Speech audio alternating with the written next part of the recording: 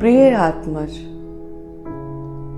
एक प्रश्न जो सदियों सदियों से, जन्म जन्मांतर से हमारे हृदय में बार बार आता है, वो ये कि क्या परमात्मा एवं संसार में कोई विरोध है? परमात्मा एवं संसार में विरोध हो कैसे सकता है? यदि परमात्मा एवं संसार में विरोध है, तो परमात्मा की ऊर्जा के बगैर ये संसार एक क्षण चल कैसे सकता है? परमात्मा की ऊर्जा के बगैर श्वास का आवागमन कैसे हो सकता है? पंछी गा कैसे सकते हैं?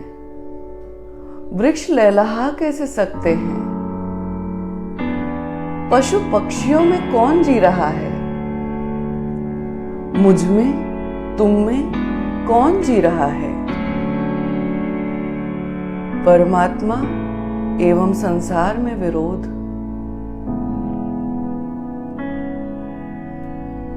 साफ बात है कि इस प्रश्न को तुम्हारे मन में, तुम्हारे हृदय में बार बार सदियों के शिक्षण के साथ उतारा गया है।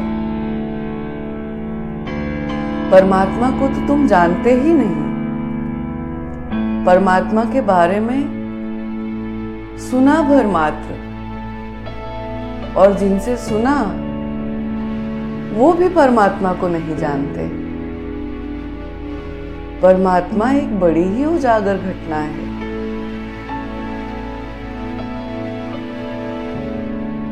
तुम परमात्मा में ही जी रहे हो, किंतु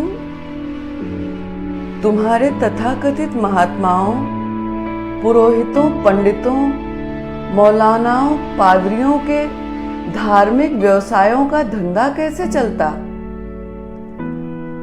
यदि तुम्हें ये ना समझा दिया जाता कि संसार एवं परमात्मा में विरोध है। यदि तुम्हारे हृदय में संसार की निंदा ना भर दी जाती। तुम जिए जा रहे हो, किंतु इस निंदा के साथ कि संसार माया है, संसार मोह है। तुम्हारे हृदय में भीतर तक इस बात को भर दिया गया है कि परमात्मा एवं संसार में विरोध है।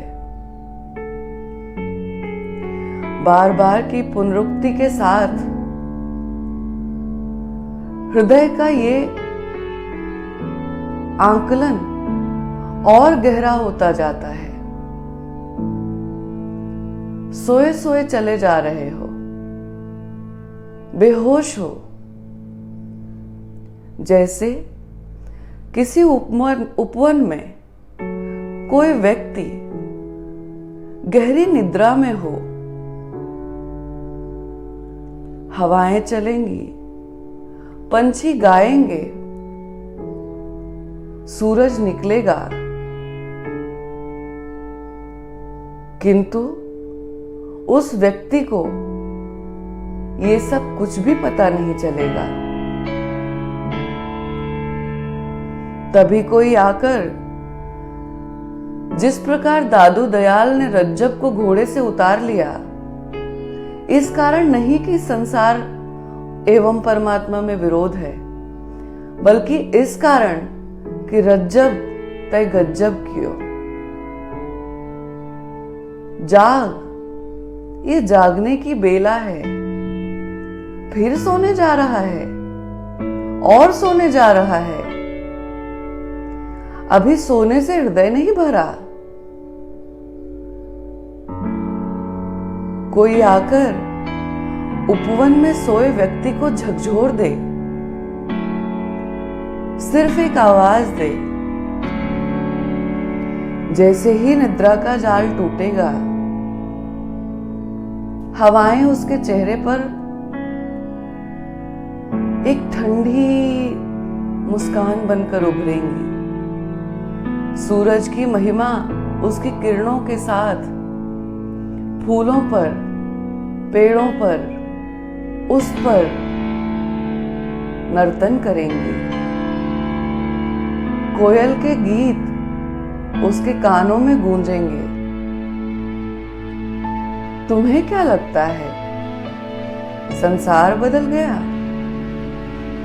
नहीं, सिर्फ वो व्यक्ति बदल गया। और व्यक्ति में भी क्या बदला? अभी वो निद्रा में था, अभी बेहोश था, अभी जाग गया है।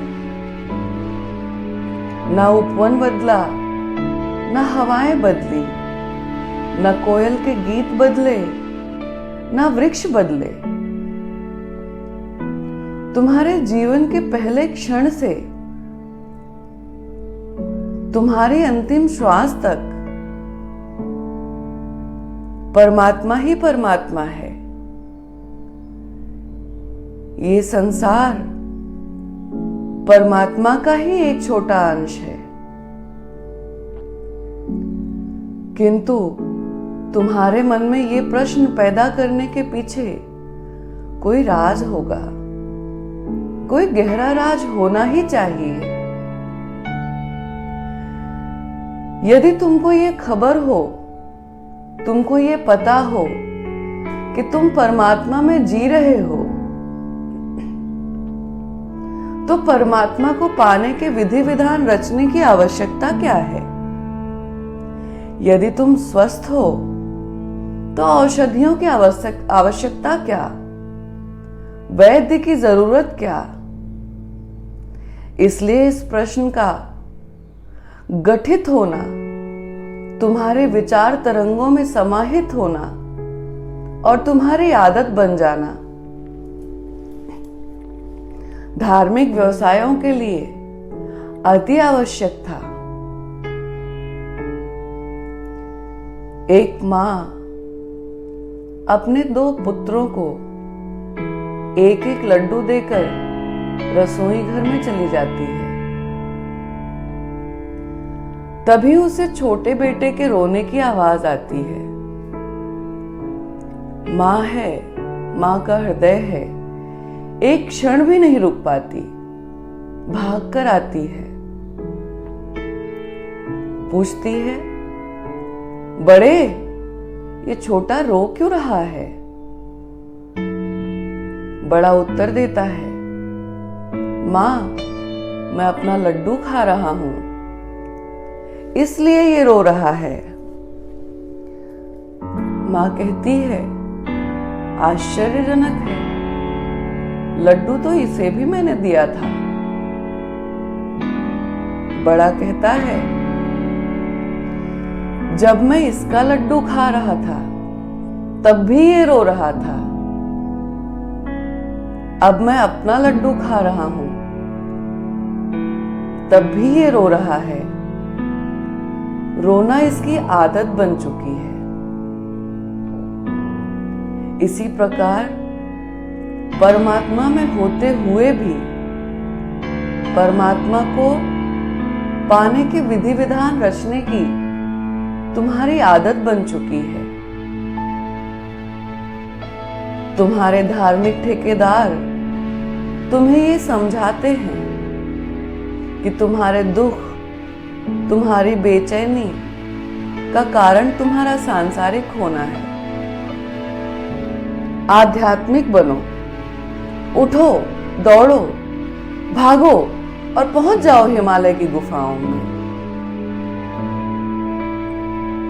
तुम जैसे भी हो ठीक नहीं हो और तुम्हें ठीक करने का उपाय हमारे पास है। बस चल निकला धर्म का व्यवसाय। तुम्हें क्या लगता है जो हिमालय की गुफाओं में बैठे हैं वो परमात्मा को पा गए होंगे? संसार का अर्थ है परमात्मा में सोए रहना। परमात्मा का अर्थ है संसार में जाग जाना। ये भेद है किंतु विरोध नहीं। जो हिमालय की गुफाओं में बैठा है उसे भी परमात्मा नहीं मिलता। आंखें बंद हो तो परमात्मा कहीं नहीं है, हिमालय की गुफाओं में भी नहीं है, स्वर्ग में भी नहीं है।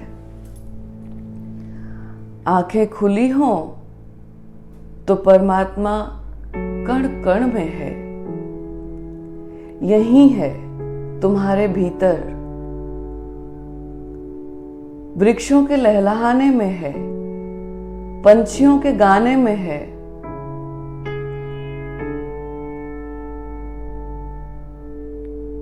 अगर तुम्हारी आंखें खुली हैं तो फिर नर्क कहां, नर्क कैसा? और तुम्हारी आंखें बंद हैं तो परमात्मा यूं मानो कि तुम्हारे पीछे है और तुम आगे भागे जा रहे हो परमात्मा को पाने के लिए, पर तुम कभी ना पा सकोगे परमात्मा को ऐसे।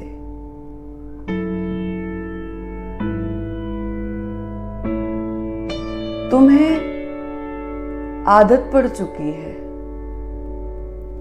तुम्हारा हृदय कलुषित हो चुका है, तुम्हारे हृदय में संसार के प्रति निंदा भर चुकी है। बहुत भीतर तक तुम संसार की गतिविधियों में तो रहते हो किंतु खोए खोए से, सोए सोए से। दुकान में हो, बाजार में हो, घर में हो,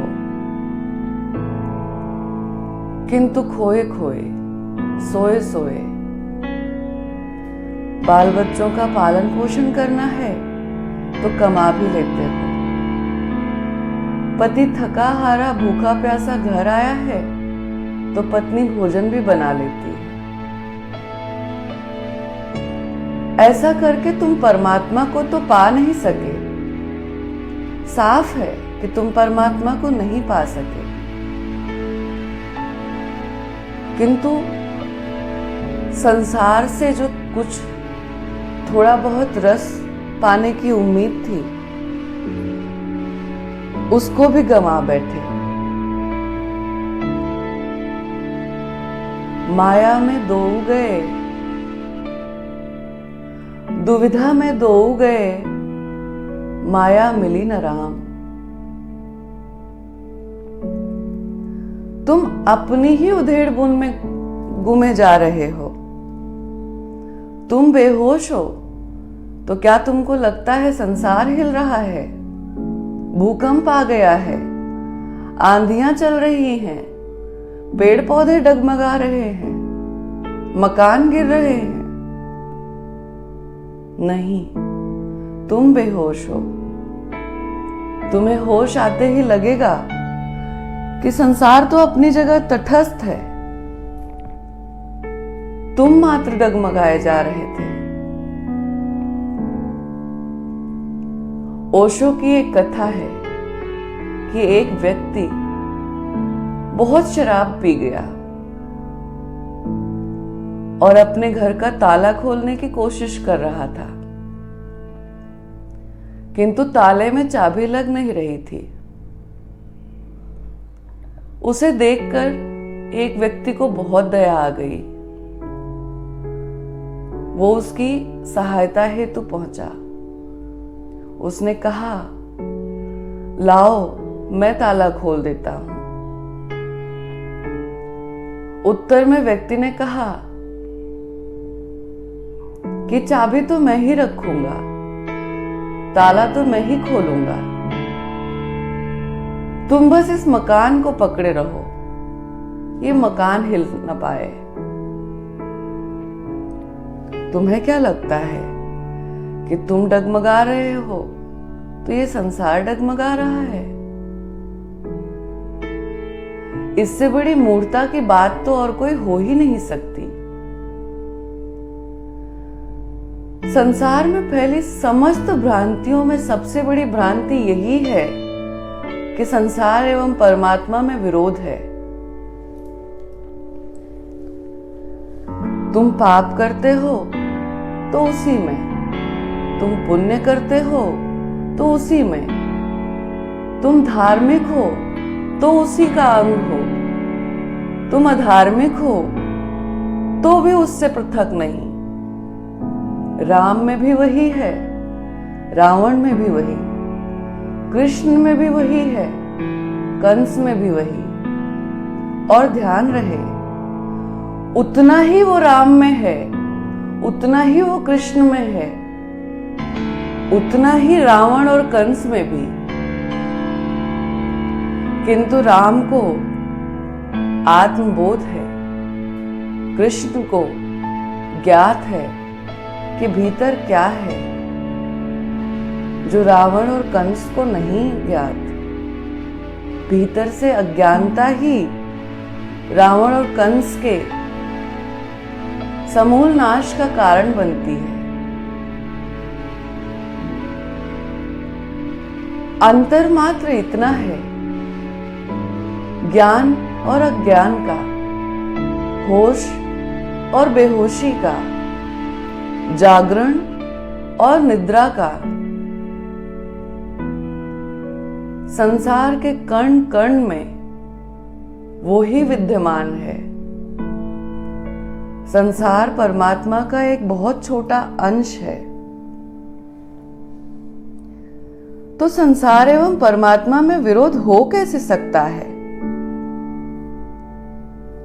और संसार एवं परमात्मा में यदि विरोध है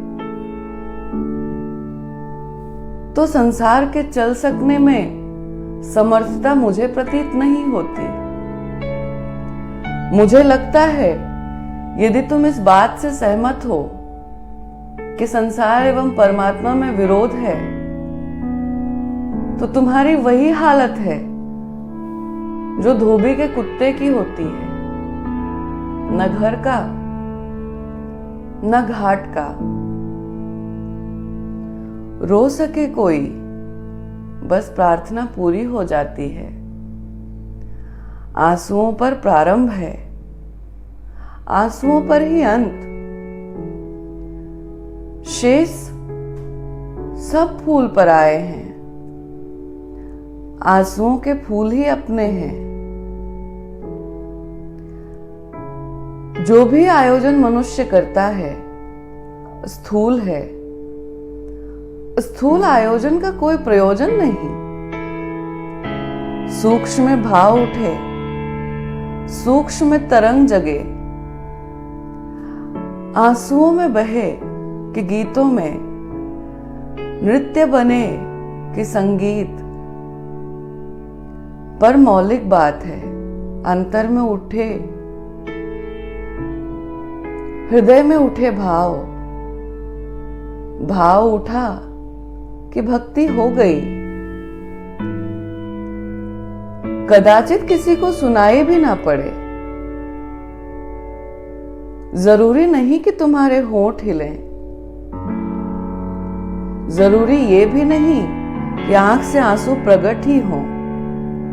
आंख गीली हो जाए उतना ही काफी है। आंख तक आंसू आए यह भी जरूरी नहीं। हृदय गीला हो जाए उतना ही काफी है। हृदय की आर्द्रता ही प्रार्थना है। ये तो प्रेम की बात है उद्धव, बंदगी तेरे वश की नहीं है। यहां पल पल में होती है पूजा, पल भर की फुर्सत नहीं है। हरम और दैर के कल्बे वो देखे जिसको फुर्सत है। यहां हद्दे नजर तक सिर्फ उन्वाने मोहब्बत है। मंदिर मस्जिदों के शिलालेख वे लोग पढ़ें जिनके पास फिजूल समय है। हरम और दैर के कल्बे वो देखे जिसको फुर्सत है। यहाँ हद्दे नजर तक सिर्फ उनवाने मोहब्बत है। यहां तो जहां तक दिखाई पड़ता है वहां तक परमात्मा ही परमात्मा है, प्रेम ही प्रेम है। बस प्रेम ही परमात्मा और परमात्मा ही प्रेम का पूरक है। यही प्रेम जीवन का शीर्षक है, सिर्फ उनवाने मोहब्बत है। ऐसी भावदशा का नाम प्रार्थना है जो परमात्मा तक पहुंचती है। फिर ना कोई आयोजन करना होता है, न कोई अर्चना करनी होती है, न पूजा के थाल सजाने होते हैं, न कलमे पढ़ने होते हैं, न चादर चढ़ानी होती है, न माथा टेकना होता है, न चर्च जाने की कोई आवश्यकता होती है। ये वृक्ष खड़े हैं चुपचाप, यह इनकी प्रार्थना है। पक्षी गाते हैं, वह उनकी प्रार्थना है। आकाश में बादल भटकते हैं, वह उनकी प्रार्थना है। सागर की तरफ दौड़ती हुई नदी प्रार्थनारत है। यह सारा अस्तित्व प्रार्थना में लीन है। आयोजन तो कहीं भी प्रार्थना का नहीं हो रहा। आयोजन तो सिर्फ मनुष्य करता है और मनुष्य भर की प्रार्थना झूठी हो जाती है। मनुष्य मंदिर बनाता है, मस्जिद बनाता है, चर्च बनाता है, मूर्तियां रचता है, थाल सजाता है, कलमे पढ़ता है, मंत्र पाठ करता है। ये सब झूठ है। प्रार्थना तो चल ही रही है। इन वृक्षों के सन्नाटे में, इन बूंदों की टप टप में सारा अस्तित्व प्रार्थना में लीन है। एक मनुष्य को ही प्रार्थना का आयोजन करना होता है। सारा अस्तित्व प्रार्थना में डूबा ही हुआ है। अनवरत दिन और रात, सूरज की पहली किरण से सुबह की ओस की पहली बूंद से रात में चमकते हुए जुगनू की रोशनी तक परमात्मा ही परमात्मा है और प्रतिपल प्रार्थना चल रही है। संसार में फैला ये विस्तार परमात्मा का ही हस्ताक्षर है। परमात्मा का ही नृत्य है, उसका ही गीत है, उसकी ही बांसुरी है।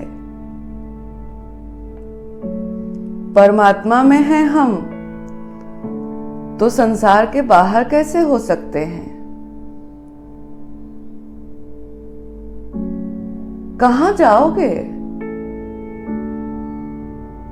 परमात्मा से इतर तो कोई जगह ही नहीं है। तुम्हें लगता है परमात्मा से कोई जगह खाली है?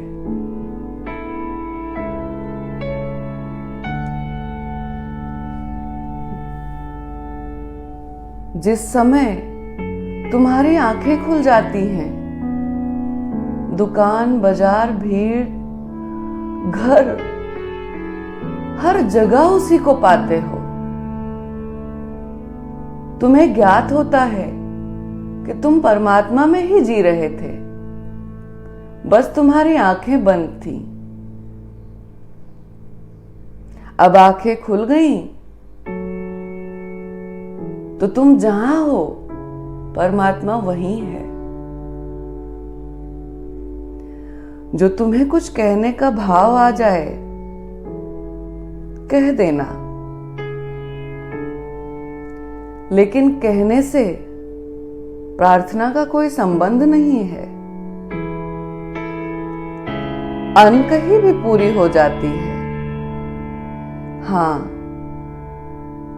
कहने का भाव आ जाए तो दबाना मत, रोकना मत।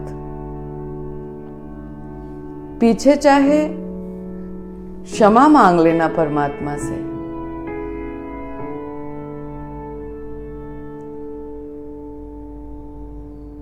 वो जो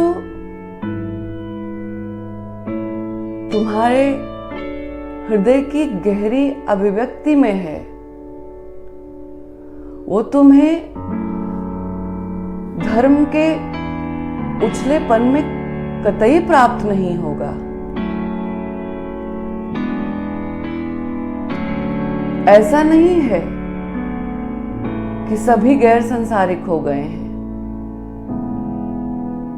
क्योंकि गैर संसारिक होना मुश्किल। किंतु कुछ पागल चेष्टा करते हैं, विकृत हो जाते हैं, विक्षिप्त हो जाते हैं।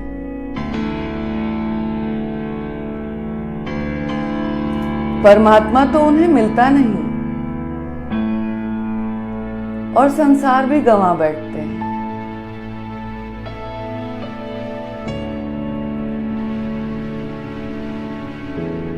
जो तुम्हारे हृदय के भीतर है,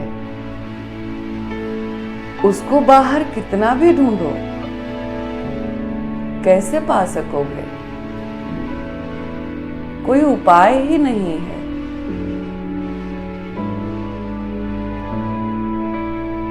यदि तुम डगमगा रहे हो तो तुम्हें लग रहा है कि संसार भटक गया है। नहीं, तुम जागो, होश में आओ। अपने चारों तरफ उसी को गाता हुआ पाओगे। इस संसार के नर्तन में वही मिलेगा। कोयल के गीत में, हवाओं के चलने में, सूरज के उगने में, चांद तारों में, कण कण में, श्वास श्वास में, जीवन के हर क्षण में वही जी रहा है। तो तुम उससे पृथक कैसे हुए? ये जो तुम्हें परमात्मा से पृथकता का बोध कराया गया है, गहरी पुनरुक्ति और विज्ञापन से संभव हो सका है। बार बार एक ही बात दोहराई जाए, बार बार किसी सत्य को असत्य में परिवर्तित किया जाए तो असत्य सत्य से बड़ा सत्य दिखाई पड़ने लगता है। किंतु क्या असत्य कभी सत्य बन सकता है? अखबार के पन्ने पलटते हो तो विज्ञापन दिखते हैं, राह से गुजरते हो तो विज्ञापन दिखते हैं। ऐसा तो नहीं कि तुम बैठकर प्रार्थना करके विज्ञापन पढ़ते हो, किंतु बार बार विज्ञापनों की पुनरुक्ति तुम्हारे हृदय के भीतर उतर जाती है और तुम समझते हो कि ये सब तुमने गहरी सोच, गहरे शोध से प्राप्त किया है। नहीं, ये तुम्हारे भीतर भरा गया है। संसार में रहकर परमात्मा में जागना, परमात्मा में रहकर संसार में होश में रहना, यही सच्चा धर्म है। परमात्मा एवं संसार में तनिक भी विरोध नहीं।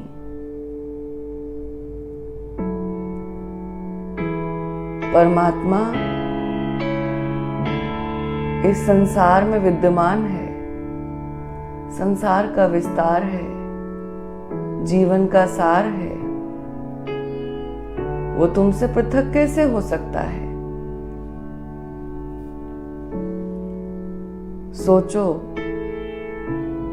मैं ये नहीं कहती कि जो मैंने कहा दूसरी बातें छोड़कर उसको पकड़ लो, बल्कि जागो और स्वयं सत्य को जानो।